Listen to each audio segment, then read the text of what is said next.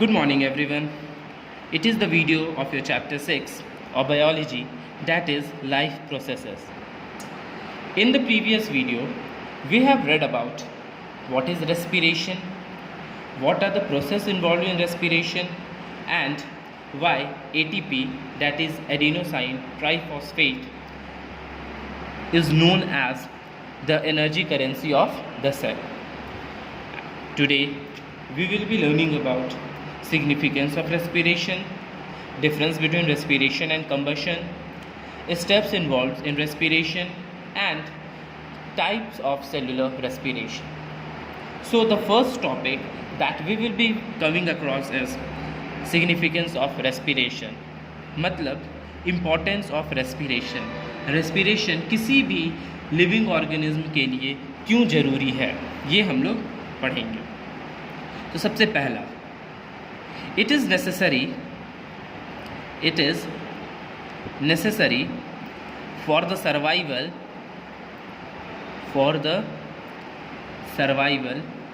of organism.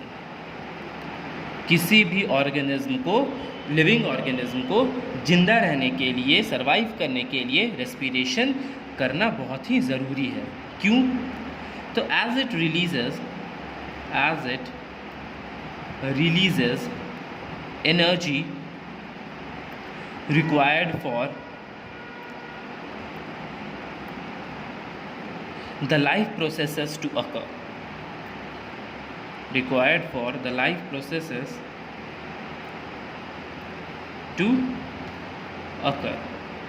सबसे पहले point से ये पता चला कि किसी भी ऑर्गेनिज्म को सर्वाइव करने के लिए रेस्पिरेशन ज़रूरी है. क्यों ज़रूरी है? बिकॉज वो रिलीज़ करता है एनर्जी जो किसी भी लिविंग ऑर्गेनिज्म को लाइफ प्रोसेस को आगे बढ़ाने के लिए उसका बहुत ही ज़्यादा इम्पोर्टेंस होता है. ठीक है, मीन्स उसके जो एनर्जी रिलीज़ हो रहा है वो उस ऑर्गेनिज्म को लाइफ प्रोसेस को आगे बढ़ाता है. Second is the energy is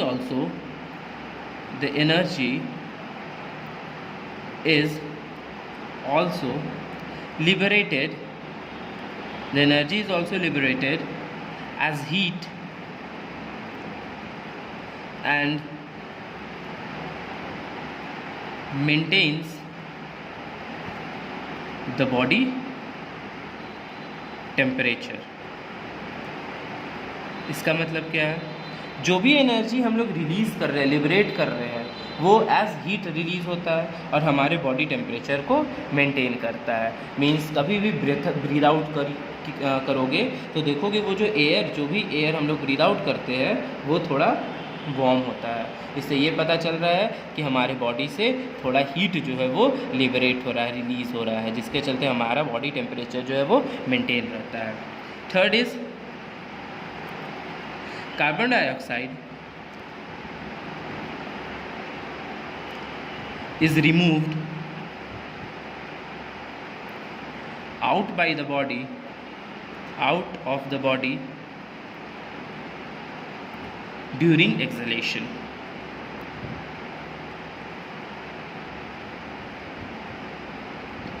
तो प्रीवियस वीडियो में हम लोग ये जाने थे कि जो भी हमारा लंग्स है वो सिर्फ ऑक्सीजन रिस्पायर करने के लिए, ऑक्सीजन को इनटेक करने के लिए वो बना है. तो अब जो कार्बन डाइऑक्साइड है या अदर गैसेस है जो एयर में मिक्स है वो कहाँ जाएंगे? तो उसको हम लोग एक्सलेशन टाइम ब्रीथ आउट कर देते हैं, रिमूव कर देते हैं. Then fourth is a number of intermediates are formed during respiration,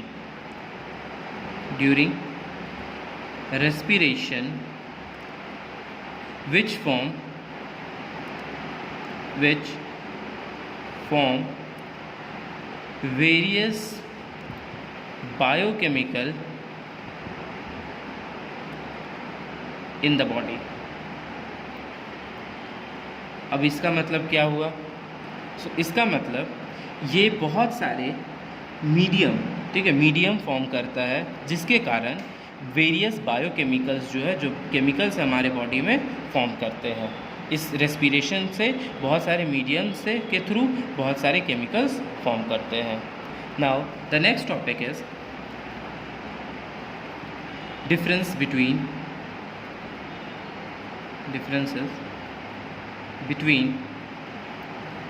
respiration and combustion. ठीक है, रेस्पिरेशन और कंबशन में डिफरेंस क्या है? सबसे पहला पैरामीटर अगर हम देखते हैं तो सबसे पहला नेचर में वो लोग का नेचर कैसा है. रेस्पिरेशन जो है वो सेल्यूलर प्रोसेस है, लेकिन कंबशन जो है वो कैसा है? ये नॉन सेल्यूलर है. ये सेल में अकर होता है, लेकिन ये सेल में कंबशन जो है वो सेल में अकर नहीं होता है. ये नॉन सेल्यूलर प्रोसेस है. टेम्परेचर कैसा होता है? Do not go beyond 40 degree. इसमें बियॉन्ड 40 डिग्री सेल्सियस नहीं जाता है, लेकिन कंबशन में जो टेम्परेचर है वो 600 से लेके 2000 डिग्री सेल्सियस तक जा सकता है. थर्ड, कंट्रोल कौन करता है? ये बायोलॉजिकली कंट्रोल्ड प्रोसेस है. ठीक है, बायोलॉजिकल ये कंट्रोल हो सकता है, लेकिन ये अनकंट्रोल्ड प्रोसेस है. इसको कोई कंबशन को कोई कंट्रोल ही नहीं कर सकता है.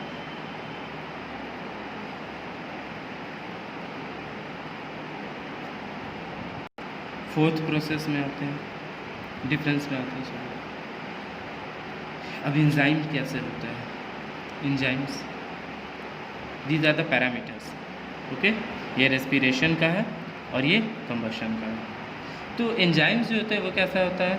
एंजाइम्स आर इन्वॉल्व, इसमें इन्वॉल्व होता है. एंजाइम्स का इन्वॉल्वमेंट होता है. इसमें नॉट इन्वॉल्वमेंट नहीं होता है. एनर्जी कैसा रिलीज़ होता है? तो during respiration small amount of energy is released. Small amount of energy is released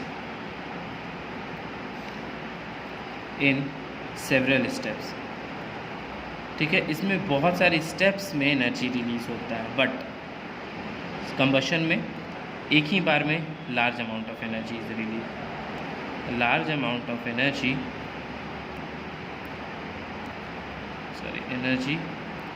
is released इसमें इन अ सिंगल स्टेप, एक ही स्टेप में हो जाता है रिलीज.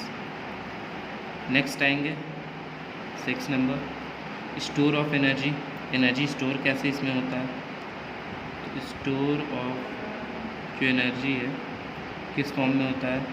इसमें energy is stored in the form of ATP. ठीक है, एडिनोसाइन ट्राइफॉस्फेट के फॉर्म में होता है. इसमें no storage, no energy storage. इसमें energy stored in the form of ATP, that is adenosine triphosphate के फॉर्म में होता है. नेक्स्ट देखेंगे 7 नंबर, लाइट. कभी भी रेस्पिरेशन प्रोसेस में लाइट प्रोड्यूस नहीं होता है. Light is not produced, but combustion में हमेशा लाइट प्रोड्यूस होता है. कभी भी कोई चीज़ जलता है तो लाइट प्रोड्यूस होगा ही. उसी को तो कंबशन बोलते हैं, किसी चीज़ को जलना. तो लाइट इज़ प्रोड्यूस. और respiration means the breathing of air. और जो ऑक्सीजन हम लोग ब्रीद इन किए वो किसके साथ मिक्स करेगा? फूड मॉलिक्यूल्स, ब्लड मॉलिक्यूल्स, उसके साथ मिक्स कर कर हमारे जो सेल में कंबाइन करता है, उसी को रेस्पिरेशन बोलते हैं. The taking in of air and the breathing out of air. Now let us learn about the next topic, that is steps of respiration. कितने स्टेप्स में रेस्पिरेशन होता है? तो रेस्पिरेशन जो है ना वो 2 सेपरेट प्रोसेस में होता है. ठीक है, रेस्पिरेशन जो है वो 2 प्रोसेस में होता है. कौन कौन? दैट इज पहला है एक्सटर्नल रेस्पिरेशन,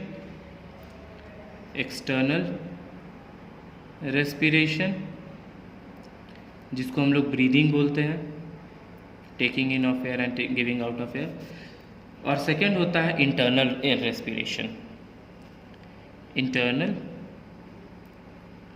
रेस्पिरेशन, इसको हम लोग क्या बोलते हैं, यही हमारा होता है सेलुलर रेस्पिरेशन, जो सेल में ब्लड मॉलिक्यूल से मिलकर सेल तक जो रेस्पिरेशन होता है वो होता है सेलुलर रेस्पिरेशन ना। अब ब्रीदिंग किसको बोलते हैं, ये एक्सटर्नल रेस्पिरेशन क्या हो गया, तो ब्रीदिंग बोलेंगे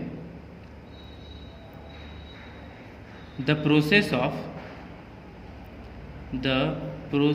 of taking in air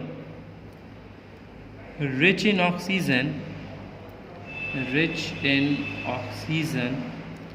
and releasing air rich in carbon dioxide. ठीक है, इसी प्रोसेस को बोलते हैं breathing. Means taking in air मतलब ब्रीदिंग करना, कैसा ब्रीदिंग करना, एयर जो ऑक्सीजन से भरा हो, रिच इन ऑक्सीजन हो उसमें, और giving out of air, releasing of air जो कैसा हो, कार्बन डाइऑक्साइड से भरा, उसी को क्या बोलते हैं उसी को क्या बोलेंगे, ब्रीदिंग। अब आता है in higher animals breathing involve the rhythmic movement of muscles and skeleton. अब हायर एनिमल्स मतलब, तो हायर एनिमल्स बोलेंगे, हायर एनिमल्स किसको बोलेंगे, तो हायर एनिमल्स बोलेंगे एनिमल्स ऑफ रिलेटिवली एडवांस्ड और डेवलप्ड कैरेक्टरिस्टिक्स, जिसका एडवांस्ड ये हो या फिर डेवलप्ड हो कुछ कैरेक्टरिस्टिक्स, सच एज मैमल्स। ठीक है, मैमल्स का भी डेवलप्ड होता है कुछ ऐसा कैरेक्टरिस्टिक्स। तो जब भी ये हायर एनिमल्स या मैमल्स एग्जाम्पल लेते हैं, जब भी वो ब्रीदिंग करते हैं तो इसमें रिदमिक मूवमेंट ऑफ किसका होता है, तो मसल्स का मूवमेंट भी होता है, ठीक है, एंड स्केलेटन का भी मूवमेंट होता है, दोनों का मूवमेंट होता है, मसल का भी मूवमेंट होगा और स्केलेटन का भी मूवमेंट होगा। मैमल्स ये सबको जब ब्रीथ करते देखेंगे तो उसमें दिखेगा कि वो लोग का मसल्स भी अप एंड डाउन होता है, स्केलेटन भी अप एंड डाउन होता है, एक्सपैंड एंड कॉन्ट्रैक्ट करता है। फिर the gases such as O2 and CO2, O2 और CO2 गैस जो है which are either being consumed और रिलीज ड्यूरिंग रेस्पिरेशन। ठीक है, अब जो O2 हो गया या CO2 हो गया, या तो वो लोग कंज्यूम्ड हो जा रहे हैं, ठीक है, या फिर रिलीज हो जा रहे हैं, किस में, रेस्पिरेशन प्रोसेस में। ठीक है, तो रेस्पिरेशन प्रोसेस में ऑक्सीजन और कार्बन डाइऑक्साइड या तो वो कंज्यूम हो जा रहे हैं या तो वो रिलीज हो जा रहे हैं। तो इस प्रोसेस को क्या बोलेंगे, दैट इज, ये गैसेस को क्या बोलेंगे, these gases are known as respiratory gases, respiratory gases बोलेंगे, या फिर मेटाबॉलिक गैसेस बोलते हैं। ठीक है, रेस्पिरेटरी गैस बोलेंगे या फिर मेटाबॉलिक गैसेस बोलेंगे। अब सेलुलर रेस्पिरेशन क्या होता है, ये तो ब्रीदिंग पता चल गया, taking in of air rich in oxygen and breathing out of air या giving out of air rich in carbon dioxide. ठीक है, उसको ब्रीदिंग बोलते हैं। कुछ एनिमल्स जो हायर एनिमल्स होते हैं, जब वो ब्रीथ करते हैं तो उनका मसल्स और स्केलेटन भी साथ में मूवमेंट होता है। ठीक है, और जो गैस होता है दैट इज़ O2 और CO2, जब रेस्पिरेशन के टाइम या तो वो कंज्यूम हो जाते हैं या रिलीज हो जाते हैं, तो उस गैसेस को क्या बोलते हैं, या तो रेस्पिरेटरी गैस बोलते हैं या फिर मेटाबॉलिक गैस बोलते हैं। नाउ अब आता है सेलुलर रेस्पिरेशन। सेलुलर रेस्पिरेशन, अब सेलुलर रेस्पिरेशन में क्या होता है, द प्रोसेस, ये भी एक प्रोसेस है, the process of oxidation of respiratory substrate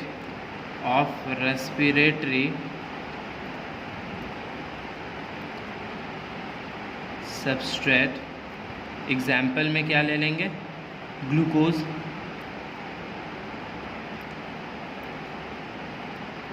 in the cells that release carbon dioxide and energy in the form of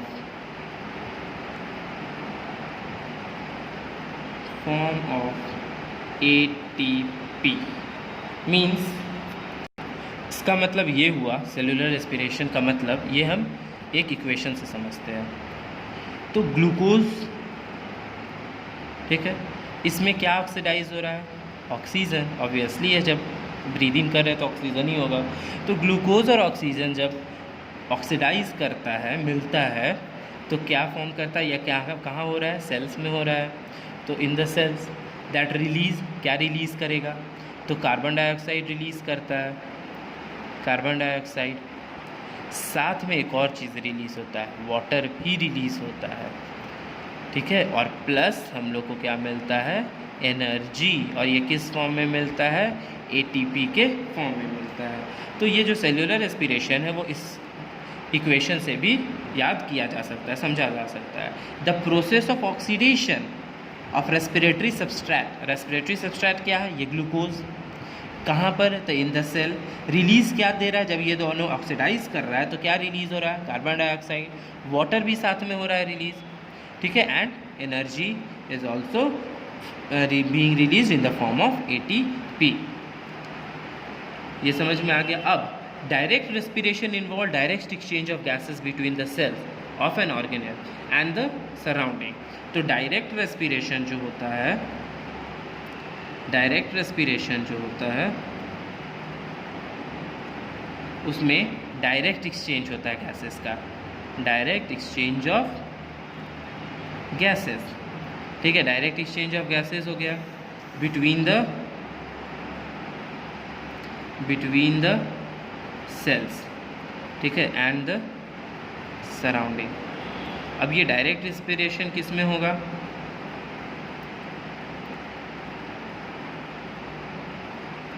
अब ये डायरेक्ट रेस्पिरेशन किस में होगा? तो एग्जाम्पल रेस्पिरेशन इन प्लांट्स में हो गया। इसमें डायरेक्टली सेल्स और सराउंडिंग के बीच में रेस्पिरेशन होता है। Amoeba is also an example, ठीक है। और indirect respiration involves a transport system, ठीक है। अब इनडायरेक्ट रेस्पिरेशन में क्या होता है? इनडायरेक्ट रेस्पिरेशन में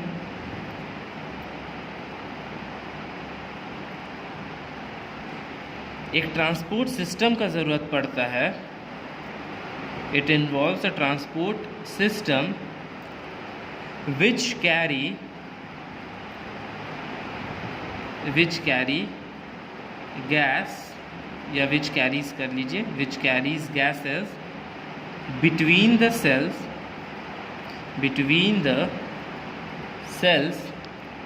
and the respiratory, between the cells and the respiratory surface। ये समझ में आया? इनडायरेक्ट में क्या होता है? एक ट्रांसपोर्ट सिस्टम होता है जो कैरी करता है सेल और रेस्पिरेटरी सरफेस पर। फॉर एग्जांपल अगर हम ह्यूमन बीइंग का लेते हैं तो ह्यूमन बीइंग में क्या क्या आ जाते हैं? तो ह्यूमन बीइंग में तो डायरेक्टली सराउंडिंग से नहीं होता है रेस्पिरेशन, उसमें कुछ ट्रांसपोर्ट सिस्टम ज़रूरत पड़ता है। तो वो ट्रांसपोर्ट सिस्टम में क्या क्या आ जाते हैं? तो ट्रांसपोर्ट सिस्टम में आ जाएंगे नॉस्ट्रिल्स, ट्रैकिया जिसको हम लोग विंड पाइप भी बोलते हैं, ब्रोंकी एंड लंग्स। अब इसमें अंदर जाएंगे तो ब्रोंकियोल्स मिलेगा, एल्वियोली सैक मिलेगा, ठीक है। तो ये सब सारा अंदर में है, ये डेप्थ में पढ़ना है, ये आगे हम लोग पढ़ेंगे। तो that's all for today. Rest of the topic we will be covering in the next video. Thank you.